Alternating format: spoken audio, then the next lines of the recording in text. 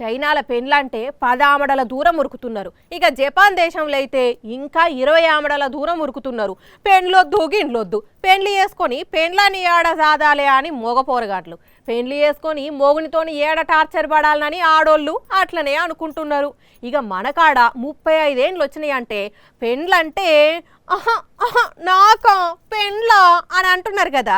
అయితే అసొంటోళ్ళందరూ ఈ అన్న గుండె ధైర్యాన్ని చూడాల్సిందే. పెండ్లంటే నెత్తి మీద పేనం కాదు, పెండ్లంటే నెత్తిల గరిసి పేన్లు కాదు, పెండ్లంటే పెండ్లంతోని టార్చర్ అంతకంటే కాదు.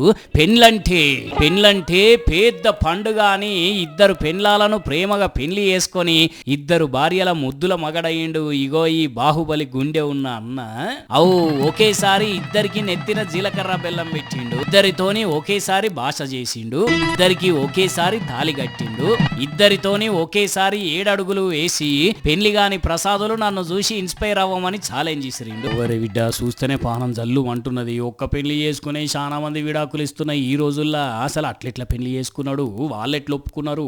ఇంతకీ ఎవరి అన్న అంటే ఆసిఫాబాద్ జిల్లా జైనూర్ మండల్ పునగూడలో ఉండే ఈ చతుర్షవు ఇదే ఊర్లో ఉండే జగ్గుబాయితోని లవ్లో పడి పక్కూర్లో ఉన్న సోనాదేవికి కూడా మనసిచ్చిండట.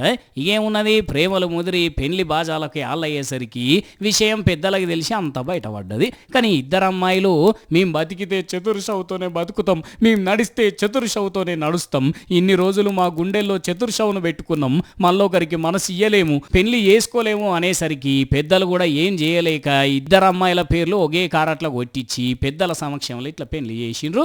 ఊర్లో ఊరేగింపు చేసిండ్రు. దునియా మీద ఒక్క పెళ్లి చేసుకునేటందుకే ఒక్కొక్కరు 100 రకాలుగా ఆలోచన చేస్తుంటే ఈయన ఏకంగా ఇద్దరిని ఒకేసారి లగ్గం చేసుకున్నాడు. చూడాలి మరి అందరు కలిసి ఒక్క ఇంట్లోనే ఉంటారో లేకుంటే చిన్న భార్యనో ఇంట్లో పెద్ద భార్యనో ఇంట్లో ఉంచుతాడో. కానీ ఎంతైనా ఈ అన్నది గట్టిగా ఉండే పోండి.